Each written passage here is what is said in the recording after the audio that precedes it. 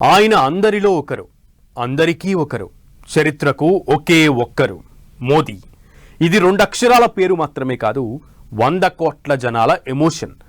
భారతీయ రాజకీయ చరిత్రలో ఆయన అత్యంత అరుదైన రికార్డ్ క్రియేట్ చేశారు. అత్యధిక కాలం ప్రధాని పదవిలో కొనసాగిన నేతగా చరిత్రను సృష్టించారు. భారత తొలి ప్రధాని నెహ్రూ పేరు మీద ఉన్న రికార్డును బ్రేక్ చేశారు మోదీ. మోదీ 12 ఏళ్ల పాలన ఎలా సాగింది? ప్రధానిగా ఆయన ప్రయాణం ఎలా కనిపించింది?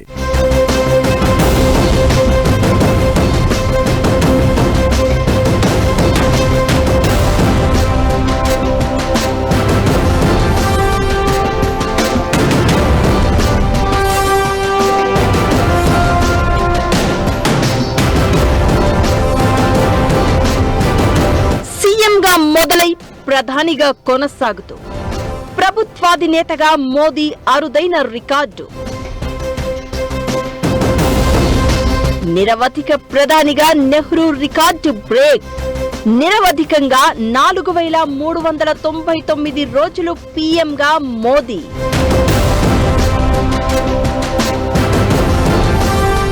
వరుసగా 3 సార్లు ప్రధానిగా ప్రమాణం. 12 ఏళ్లు ప్రధానిగా మోదీ పాలన ఎలా సాగింది?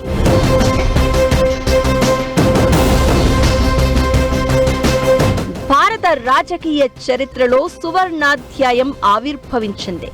సరిగ్గా 12 ఏళ్ల కిందట 2014 మే 26న దేశ ప్రధానిగా ప్రస్థానాన్ని ప్రారంభించిన మోదీ అత్యంత అరుదైన చారిత్రక మైలురాయి అధిగమించారు. స్వతంత్ర భారతదేశంలో అత్యధిక కాలం పాటు నిరంతరాయంగా అధికారంలో కొనసాగిన ప్రధానిగా రికార్డు క్రియేట్ చేశారు. భారత తొలి ప్రధాని నెహ్రూ పేరుతో ఉన్న సుదీర్ఘకాలపు రికార్డును బద్దలు కొట్టారు.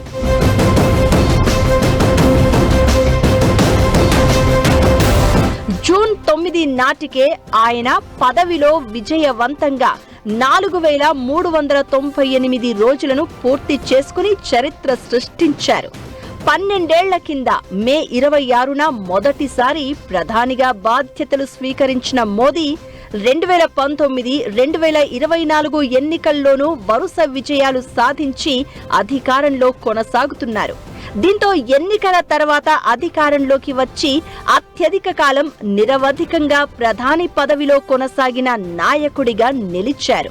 1952లో జరిగిన తొలి సాధారణ ఎన్నికల తర్వాత నెహ్రూ ప్రధానమంత్రిగా బాధ్యతలు చేపట్టి 1964 మే 27న మరణించే వరకు 4398 రోజులు పదవిలో కొనసాగారు. మోదీ, నెహ్రూ తర్వాత ఇందిరాగాంధీ 3వ స్థానంలో ఉన్నారు. 1966 జనవరి నుంచి 1977 మార్చి వరకు 4077 రోజుల పాటు ఆమె ప్రధాని పదవిలో కొనసాగారు. ఇక 3652 రోజులతో మన్మోహన్ సింగ్, 2272 రోజులతో వాజ్పేయి, 1827 రోజులతో పివి, 1826 రోజులతో రాజీవ్ గాంధీ, 857 రోజులతో మొరార్జీ దేశాయ్, 576 రోజులతో లాల్ బహదూర్ శాస్త్రి ఆ తర్వాత స్థానాల్లో ఉన్నారు. అయితే 1947 ఆగస్టు 15న స్వతంత్ర భారత తొలి ప్రధానమంత్రిగా బాధ్యతలు చేపట్టిన నెహ్రూ 1964 మే 27న మరణించే వరకు మొత్తం 6131 రోజులు పదవిలో కొనసాగారు. అయితే 1952లో జరిగిన తొలి సాధారణ ఎన్నికల తర్వాత ఎన్నికైన ప్రధానిగా ఆయన కొనసాగిన కాలాన్ని మాత్రమే అధికారిక రికార్డుగా పరిగణిస్తారు. అంటే ఆ రికార్డు సేఫ్ గానే ఉందన్నమాట. మోదీ ప్రధానిగా ఇంకో 1732 రోజులు అంటే దాదాపు 4 సంవత్సరాల 9 నెలలు పూర్తి చేసుకుంటే ఆ రికార్డు కూడా బద్దలయ్యే ఛాన్స్ ఉంది.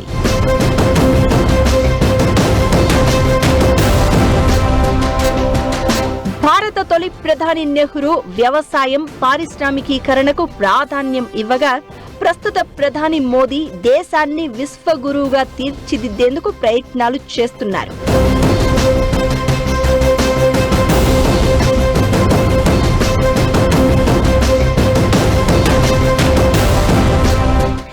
మోదీ సర్కార్ అధికారంలోకి వచ్చి 12 ఏళ్లు పూర్తి చేసుకుని 13వ వడిలోకి అడుగు పెట్టగా సోషల్ మీడియా వేదికగా ప్రధాని ఎమోషనల్ పోస్ట్ చేశారు. గత 12 ఏళ్లలో దేశంలో అనేక మార్పులు చోటు చేసుకున్నాయని, ఆ మార్పుల కేంద్ర బిందువు పేదలు, అట్టడుగు వర్గాల సంక్షేమమే అని అన్నారు.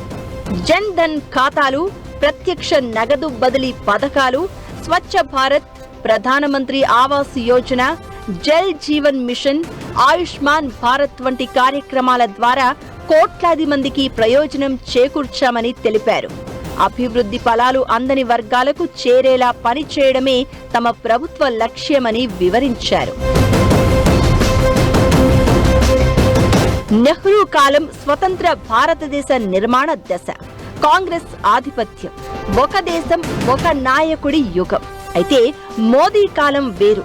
బహుళ రాజకీయ వ్యవస్థ, తీవ్రమైన పోటీ, సోషల్ మీడియా ప్రభావం ఉన్న ఆధునిక భారతదేశంలో వరుసగా 3 ఎన్నికల్లో బలమైన విజయం సాధించడం మామూలు విషయం కాదు. ఇది భారత రాజకీయాల్లో స్థిరత్వం, నిర్ణయాత్మక నాయకత్వం, జనాలు ఒక నాయకుడి మీద చూపిన నమ్మకానికి నిదర్శనం. అభివృద్ధి మంత్రం, హిందుత్వ సాంస్కృతిక జాతీయవాదంతో దేశ రాజకీయాలను మోదీ మార్చేశారు. ఆర్టికల్ 370 రద్దు నుంచి ట్రిపుల్ తలాక్ నిషేధం, అయోధ్యలో రామ మందిర నిర్మాణం వరకు చరిత్రకు సరికొత్త పేజీలను చేర్చారు అనడంలో ఎలాంటి అనుమానం లేదు. 12 ఏళ్ల మోదీ హయాంలో భారత్ ఆర్థికంగా, సాంకేతికంగా ఎంతో బలోపేతమైంది. యూపీఐ, డిజిటల్ పబ్లిక్ ఇన్ఫ్రాస్ట్రక్చర్తో ప్రపంచానికి సరికొత్త పాఠాలు నేర్పింది. ఒకప్పుడు ప్రపంచ ఆర్థిక వ్యవస్థల్లో ఎక్కడో వెనకే ఉన్న భారత్ ఇప్పుడు గ్లోబల్ లీడర్గా ఎదిగింది. అంతర్జాతీయ వేదికలపై భారతదేశం తీసుకునే నిర్ణయాలు నేడు ప్రపంచ గమనాన్ని శాసిస్తున్నాయి.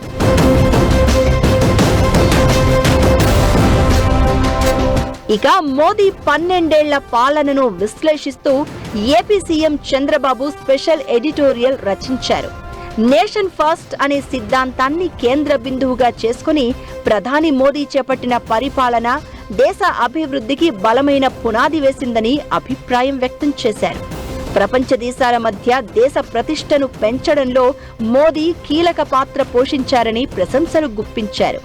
అటు ప్రధాని మోదీ సాధించిన చారిత్రక మైలురాయిపై ప్రపంచ దేశాలు హర్షం వ్యక్తం చేస్తున్నాయి. జూన్ 10న మైలురాయి సంఖ్య మాత్రమే కాదు, మోదీపై దేశ జనాలు ఉంచిన అచంచలమైన నమ్మకానికి, తిరుగులేని నాయకత్వానికి దక్కిన చారిత్రాత్మక నిదర్శనం అని రాజకీయ వర్గాలు అంటున్నాయి.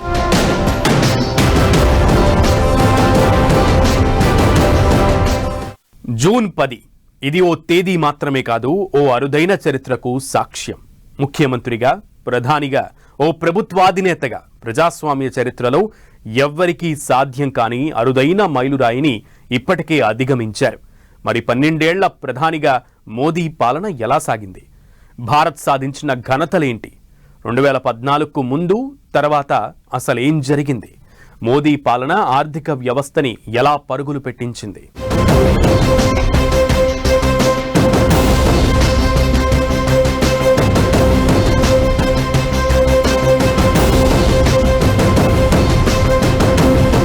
జూన్ 10 తేదీనే కాదు, చరిత్రకు సాక్ష్యం. మోదీ 12 ఏళ్ల పాలన హైలైట్స్ ఏంటి? ప్రధానిగా మోదీ సాధించిన ఘనతలు ఏంటి? ఆర్థిక వ్యవస్థ రూపురేఖలు ఎలా మారాయి? మోదీ తీసుకున్న సంచలన నిర్ణయాలేంటి?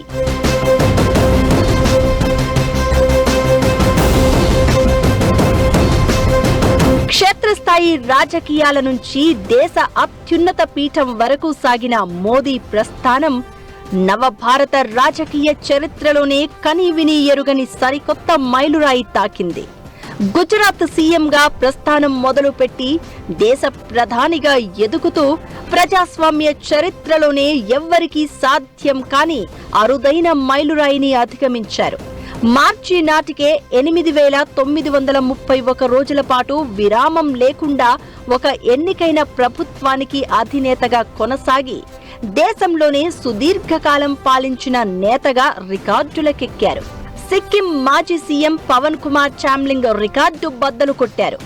మోదీ రాజకీయ ప్రస్థానంలో ప్రత్యేకతలు ఎన్నో. గుజరాత్కు అత్యధిక కాలం సీఎంగా పనిచేసిన వ్యక్తిగా రికార్డు సృష్టించారు. 2001 నుంచి 2014 వరకు 3 సార్లు అసెంబ్లీ ఎన్నికల్లో విజయం సాధించి రాష్ట్రాన్ని ప్రగతి పదంలో నడిపించారు.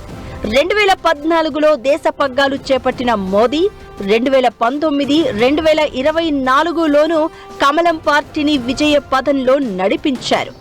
గత ఏడాది జూలైలోనే ఆయన మాజీ ప్రధాని ఇందిరాగాంధీ రికార్డును అధిగమించి వరుసగా అత్యధిక కాలం పనిచేసిన రెండో ప్రధానిగా నిలిచారు. ఇప్పుడు నెహ్రూ రికార్డును కూడా బ్రేక్ చేశారు. మోదీ 12 ఏళ్ల పాలనలో సామాజిక, ఆర్థిక రంగాల్లో భారత్ భారీ పురోగతి సాధించింది. ప్రపంచానికే మార్గదర్శిగా నిలిచింది. సామాన్యుడి ప్రాథమిక అవసరాలను తీర్చడంతో మోదీ సర్కార్ ఇన్నింగ్స్ స్టార్ట్ అయింది. 2014 ఆగస్టు 28న ప్రధానమంత్రి జన్ ధన్ యోజన ప్రారంభమైంది. ఇప్పుడు దేశంలో 58 కోట్లకు పైగా బ్యాంకు ఖాతాలు ఉన్నాయి. ఇక స్వచ్ఛ భారత్ పేరుతో 12 కోట్లకు పైగా గృహాలకు మరుగుదొడ్లు నిర్మించారు. ఇక ఉజ్వల పథకం ద్వారా 10 కోట్ల గ్యాస్ కనెక్షన్లు, జల్ జీవన్ మిషన్ ద్వారా 15.7 కోట్ల ఇళ్లకు తాగునీటి కుళాయి కనెక్షన్లు అందాయి. ప్రధానమంత్రి ఆవాస్ యోజన కింద 2.82 కోట్ల పక్కా ఇళ్ల నిర్మాణం పూర్తయింది. 10 కోట్ల మంది మహిళలకు ఉజ్వల యోజన లాంటి పథకాలు అందించారు. ఇక ఆరోగ్య రంగంలో ఆయుష్మాన్ భారత్ ఒక విప్లవాత్మక నిర్ణయం.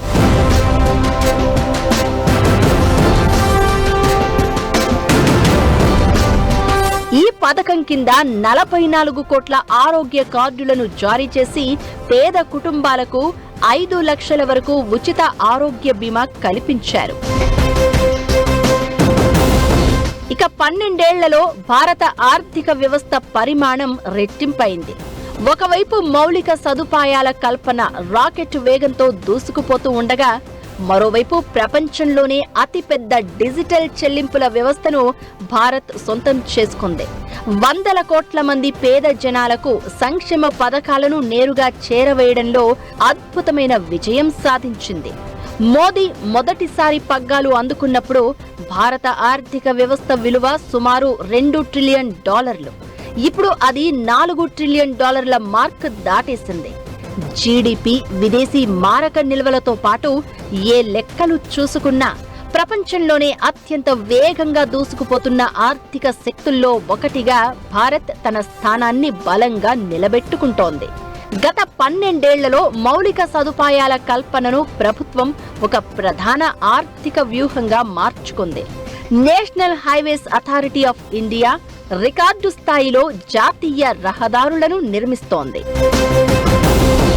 భారతదేశ ఆర్థిక రూపురేఖలను సమూలంగా మార్చేసిన ఘనత డిజిటల్ చెల్లింపుల వ్యవస్థ యూపీఐకే దక్కుతుంది. ఈ ఏడాది ఒక మే నెలలోనే 23.2 బిలియన్ల లావాదేవీలు జరిగాయి. వీటి విలువ 29.9 లక్షల కోట్లు. యూపీఐ టెక్నాలజీ భారత్కే పరిమితం కాకుండా యుఏఈ, సింగపూర్, ఫ్రాన్స్ లాంటి దేశాలకు విస్తరించింది. ప్రపంచంలోనే అతిపెద్ద రీటైల్ చెల్లింపుల వ్యవస్థగా యూపీఐ రికార్డు సృష్టించింది. డిఫెన్స్, ఎలక్ట్రానిక్స్ తయారీ రంగాల్లో భారత్ దూసుకుపోతోంది. 2014లో కేవలం 686 కోట్లుగా ఉన్న మన రక్షణ ఎగుమతులు 2025-26 నాటికి ఏకంగా 38,424 కోట్లు దాటేశాయి. ప్రస్తుతం 80కి పైగా దేశాలకు భారత్ రక్షణ ఉత్పత్తులను ఎగుమతి చేస్తోంది. ఎలక్ట్రానిక్స్ రంగంలో PLI అంటే ప్రొడక్షన్ లింక్డ్ ఇన్సెంటివ్ పథకాలతో గ్లోబల్ సప్లై చైన్లలో భారత్ కీలక స్థానం సంపాదించుకుంది. ప్రపంచ దిగ్గజం యాపిల్ లాంటి సంస్థలు కూడా మన దేశంలోనే తమ ఉత్పత్తిని భారీగా విస్తరిస్తున్నాయి.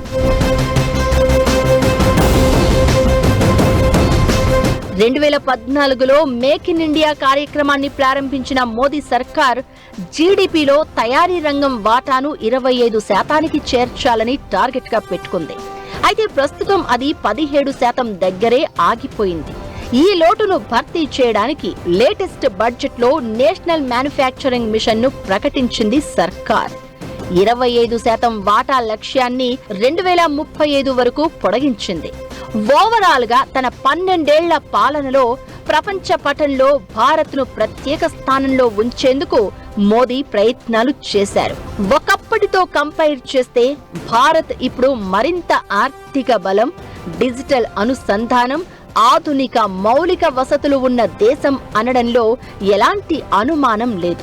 జీడీపీ రెట్టింపు కావడం, యూపీఐ సక్సెస్, పెట్టుబడుల సంస్కృతి పెరగడం లాంటివి గొప్ప విజయాలు.